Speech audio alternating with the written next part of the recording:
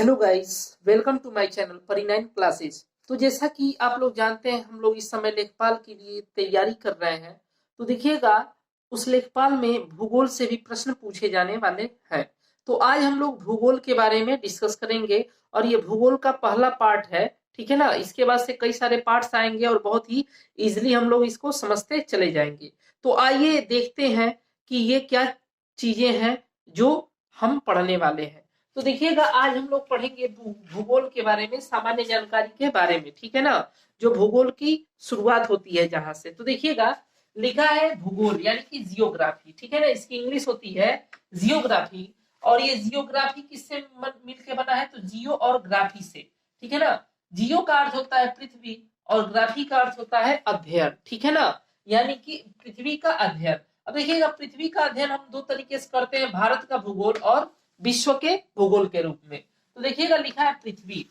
अब देखिएगा, ये जो हमारी पृथ्वी है, यहाँ दो तरीके की चीजें दिखाई देती हैं। एक तो दिखाई देता है स्थल, ठीक है ना, यानी कि जमीन।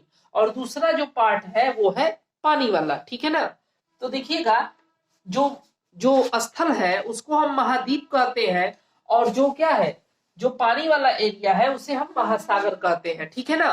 तो ध्यान दीजिएगा, लिखा है महाद्वीप। ठीक है ना। तो महाद्वीप की इंग्लिश होती है कॉन्टिनेंट।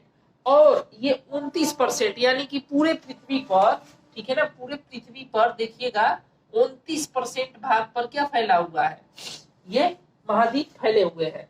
जबकि 71% पे क्या फैला हुआ है, ध्यान दीजिएगा, 71% पे फैला हुआ है वाटर। ठीक है ना।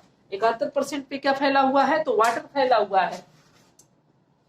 उसके बाद से लिखा हुआ है, ध्यान दीजिएगा, लिखा है एशिया महाद्वीप। ठीक है ना। देखिएगा, महाद्वीप कितने हैं? कुल 7 महाद्वीप हैं।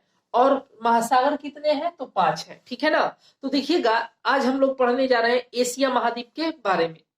तो देखिएगा, लिखा है एशिया महाद्वीप। बाकी सभी महाद्वीपों के बारे में और उनसे रिलेटेड जानकारियों को हम बाद में पढ़ेंगे। पहले यहाँ पे देखिएगा, तो एशिया महाद्वीप, भारत इसी महाद्वीप का हिस्सा है। ठीक है ना। भारत क्या है? इसी महाद्वीप का हिस्सा है। ठीक है ना। अब ध्यान दीजिएगा, साउथ एशिया को भारतीय उपमहाद्वीप कहा जाता है। क्या कहा जाता है? भारतीय उपमहाद्वीप कहा जाता है, जिसमें कुल 7 देश है। ठीक है ना। ध्यान दीजिएगा, यह जो हमारा भारत है, एक तरीके से इसको भारतीय उपमहाद्वीप भी कहा जाता है। और इसके आसपास के कुछ देश भी इससे जुड़े हुए हैं। क्यों कहा जाता है उपमहाद्वीप? क्योंकि इसमें अलग अलग प्रकार की जगहें हैं, अलग अलग प्रकार का मौसम है। ठीक है ना। एक ही देश में सोचिए, अलग अलग प्रकार की क्या है, जलवायु आपको देखने को मिल जाएंगे। जैसे मान लीजिए राजस्थान है, ठीक है ना, तो एक तरफ जम्मू कश्मीर है, तो एक तरफ मेघालय मानसीराम है, तो एक तरफ क्या है, केरल है। मतलब अलग अलग जगहों पर आपको अलग अलग जलवायु देखने को मिलेगा। तो इसलिए इसको एक हम क्या कहते हैं, उपमहाद्वीप कहा जाता है। ठीक है ना। और इसमें कुल कितने देश शामिल है? 7 देश है। देखिएगा, कौन सा? भारत, बांग्लादेश, नेपाल, भूटान, मालदीव, श्रीलंका और पाकिस्तान। लिखा है पहले भारत में 29 राज्य और 7 यूटी यानी कि यूनियन टेरिटरीज थे। ठीक है ना, केंद्र शासित प्रदेश। लेकिन देखिएगा, 31 अक्टूबर 2019 को जम्मू कश्मीर को तोड़कर 2 यूटी यानी कि यूनियन टेरिटरीज यानी कि केंद्र शासित प्रदेश जम्मू कश्मीर व लद्दाख बनाए गए। ठीक है ना। देखिएगा, जो सरकार आई थी, ठीक है ना, सरकार ने क्या किया, 31 अक्टूबर 2019 को इन दोनों को क्या किया, तोड़ करके, और केंद्र शासित यानी कि सीधे वहां पर केंद्र का शासन होगा। ठीक है ना। उसके बाद से लिखिए, देखिएगा, लिखा है 26 जनवरी 2020 को। ठीक है ना। अब यहाँ पर तो आपने देख लिया कि 7 था, 2 और बनाया तो 9 होना चाहिए ना। लेकिन लिखा है 26 जनवरी 2020 को दादर नगर हवेली और दमन दीव को एक कर दिया गया।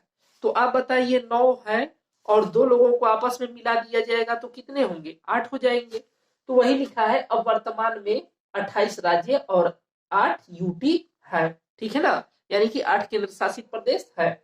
अब देखिएगा, लिखा है भारत का क्षेत्रफल। क्या लिखा हुआ है? भारत का क्षेत्रफल। तो भारत का क्षेत्रफल है 32,87,263 किलो, सॉरी, वर्ग किलोमीटर। फिर लिखा है विश्व के क्षेत्रफल का ये कितना है, यह विश्व के क्षेत्रफल का कितना है भारत, तो 2.4% लिखा रहता है, लेकिन मैंने यहाँ पे लिख रखा है 2.43%, क्योंकि कभी कभी ये आ जाता है एग्जाम में तो हम लोग कंफ्यूज हो जाते हैं, ठीक है ना। 2.4 नहीं, 2.43, ठीक है ना, दोनों सही है। लिखा है क्षेत्रफल के अनुसार विश्व में स्थान कितना है इसका, तो 7वां स्थान है भारत का, ठीक है ना, क्षेत्रफल के हिसाब से, यानी कि जमीन के हिसाब से। लिखा है क्षेत्रफल के अनुसार देश, यानी कि इस क्षेत्रफल के अनुसार देश क्या है, तो सबसे बड़ा देश है रूस, फिर है कनाडा, फिर चीन, फिर यूएसए, ब्राजील, ऑस्ट्रेलिया। भारत देखिए 7वें नंबर पे है और 8वें नंबर पे है अर्जेंटीना, ठीक है ना। हो सकता है पूछ दे। फिर लिखा है इसका ट्रिक क्या है, ध्यान दीजिएगा, रुक चीन अब आया भारत, ठीक है ना, रुक चीन अब आया भारत। रूस से हो जाएगा रूस, क से कनाडा, चीन से चीन, अ से अमेरिका और ब से ब्राजील।